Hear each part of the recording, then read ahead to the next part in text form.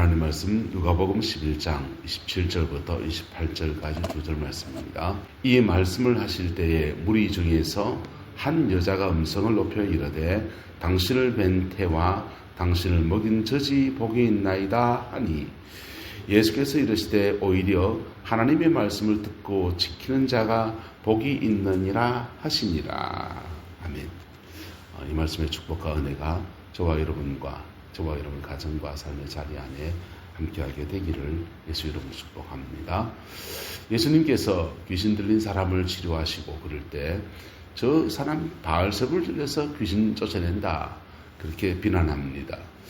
그랬더니 주님이 사탄이 사탄을 어떻게 쫓아낼 수 있느냐 하면서 안타까운 마음을 조금 말씀하셨어요.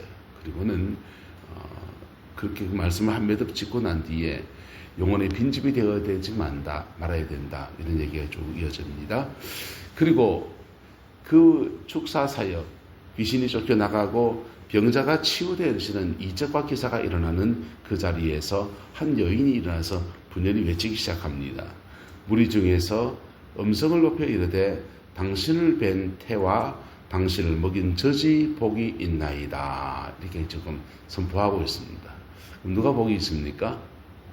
마리아지요. 예수님의 어머니 마리아. 예수님의 어머니 마리아 복된 건 맞습니다. 예수님 때문에 수태고지 받고 동정녀의 몸에서 아기를 태어나고 그런 여정을 지나면서 마리아도 인생에 참 많은 고난과 많은 어려움을 지나갔고 그리고 그 예수님의 어머니라고 하는 그 육신의 어머니라고 하는 그런 축복과 영광도 함께 비난도 축복도 영광도 함께 누리게 되었습니다. 캐톨릭 교회에서는 세상의 모든 종교들을 가보면 그 이방 종교들의 특징 중에 하나가 남신과 여신이 있다는 거예요. 남신은 강한 힘, 파워, 지키심 이런 것들은 남신에게 어떡하고요. 마음을 토해놓고 그리고 우리 가정에 세세하게 돈 문제, 무슨 문제 이런 거 들어주는 것들은 엄마 역할, 여신을 둡니다. 남신과 여신의 역할이 달라요. 그래서 캐톨릭 교회가 로마를 복음화할 때 로마가 이방 종교에 잡혀 있으니까 이방 종교의 틀 안에서 복음을 전하고 또 이 여신을 따르던 사람들의 그 심리들을 기독교 복음으로 끌어오려고 하다 보니까 마리아 숭배라고 하는 기괴한 우상 숭배가 거기에 들어가 버렸습니다.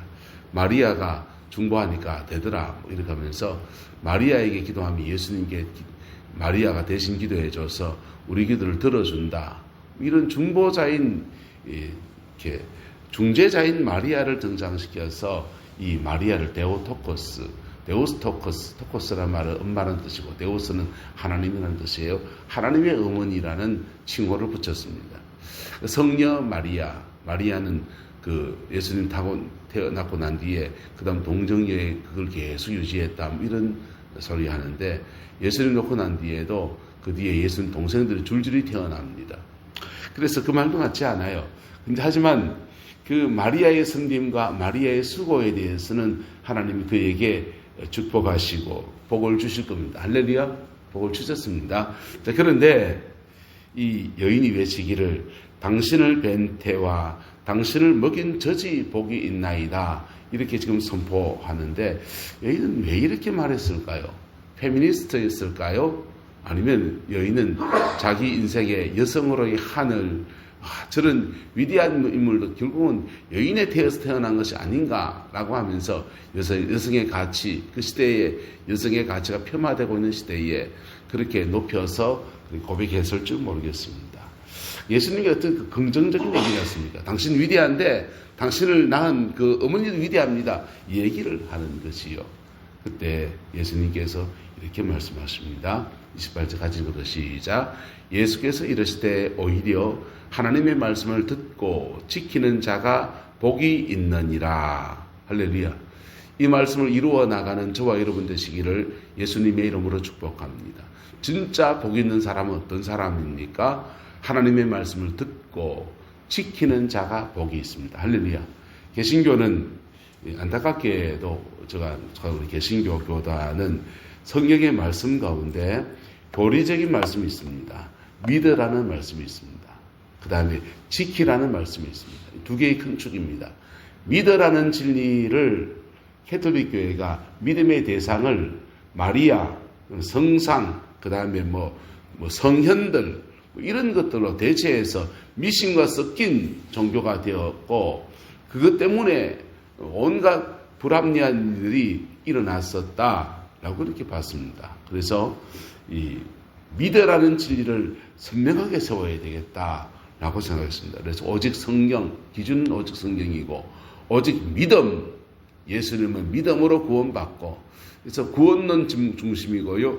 그 다음에 믿으라는 진리에 집중하는 종교가 되었습니다.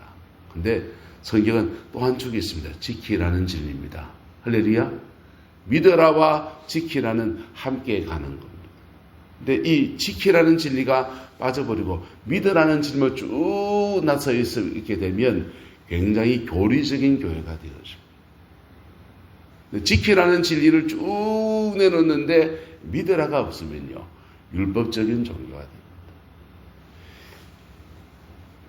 교리적인 믿음 가지고서 제대로 회개하고 믿으면 반드시 있어는 성령이 온다고 믿습니다. 성경이 그렇게 말하고 있습니다. 성령이 오십니다. 할렐루야. 성령이 왜 오십니까? 병 고치려고요? 귀신 쫓아내를 내려고요? 성령이 왜 오십니까? 은사적인 영역에서 일하십니다. 근데 성령은 본질적으로 왜 오셨냐? 죄인이기 때문에 떠나쳤던 에덴 동산에서 죄를 지었기 때문에 떠났던 성령이 죄를 사함을 받으니까 온 거예요. 또는 죄를 사하기 위해서 불러와서 우리의 죄성을 태우려고 하시는 겁니다. 그렇게 성령 받은 사람은요, 그 다음은요, 지키라는 진리 붙들고 사는 거예요. 할렐루야. 지키라는 진리 붙들고 살아갈 때 믿으라의 진리 안에서 구원의 역사와 성령을 받는 역사, 하나님이 하시는 일들에 대한 것들이 주로 믿음에 대한 것들이에요. 그리고 그에 대한 반응으로 성령 안에서 그리스도인이 행해야 될 반응을 해나갈 때 이 두 가지가 함께 쌍을 이뤄가면서 이렇게 신앙은 떠오르게 되는 겁니다. 제대로 된 신앙으로 자라가게 되는 것입니다. 이 복과 은혜가 우리 교회 안에 함께하게 되기를 예수 이름으로 축복합니다. 예수님 말씀하십니다. 오히려 하나님의 말씀을 듣고 지키는 자가 복이 있느니라 라고 했습니다. 할렐루야.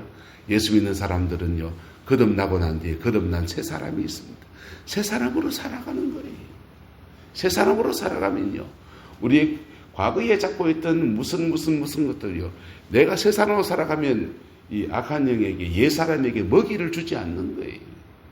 밥을 안 주기 때문에 얘는 있어도요, 비활동성이 돼요. 새 사람으로 살아가는 거예요. 네, 내 안에 새 사람, 거듭난 새 사람으로 내 성품 주님 앞에 내려놓고 예수 성품으로 오늘 내가 해야 될 주의 앞에서 신실한 그 길을 지켜가는 것들, 새 사람으로 살아가는 것 속에서 마태복음 말합니다. 책망받은 자에게 악하고 게으른 자. 악함은 윤리적인 죄를 짓는 뭐 그런 것일 수 있습니다. 게으른 것은요, 충실하지 못한 것들입니다. 주님은 칭찬받는 사람이 있습니다. 착하고 충성된 사람.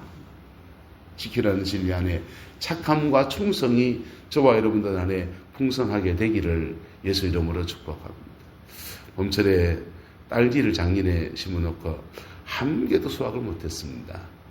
네 포트를 인터넷 사가지고 마당에 심어놓고서는 잎만 무성하고 열매가 안 달기를 이놈의 딸기 뽑아버리나 하다가 한 해를 지내보자 했습니다. 봄철이 되었습니다. 딸기가 맺히기 시작합니다. 근데 맺힌 게 요만해요. 콩알 만한 게 맺히는데 그거 한 개씩 따먹는 재미도 있긴 했지만, 야, 맛도 없고 얼마나 작은지 이거 따다가 세월 보내겠다 다 캐내버렸습니다. 그리고는 야, 농부들이 수고하는 게 아무것도 아닌 게 아니구나. 거기에 거름 주고 속과 내주고 햇빛이 들게 잎을 어떤 건 따주고 그런 수고 속에서 그 열매가 제대로 된 열매가 나오는 것이지 그냥 되는 건 없는 것이지요. 여러분, 여기 과일들을 진열해 놓았는데요, 여기 안에 농부들의 땀이 있지요. 수고가 있지요. 근데 이거 수확보다 더 중요한 문제는 인생 추수입니다. 할렐루야. 저와 여러분의 가정의 삶의 자리 안에 인생 추수 복되게 되어지길 축복합니다. 인생 중에서 가장 좋은 추수는요, 자식 추수예요. 자식 농사입니다. 어쨌든 주님이 내 삶에 주시는 은혜 아래에서 말씀을 듣고 지키는 자의 복이 저와 여러분의 가정과 삶의 자리 안에 함께하게 되기를 예수 이름으로 축복합니다. 온갖 말씀을 다 지켜야 됩니까? 아니요, 그럴 필요 없습니다. 내가 어기는 죄가 있어요.